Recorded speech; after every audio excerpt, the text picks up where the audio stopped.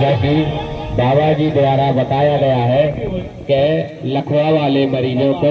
ये शिविर छोड़कर 3 शिविर और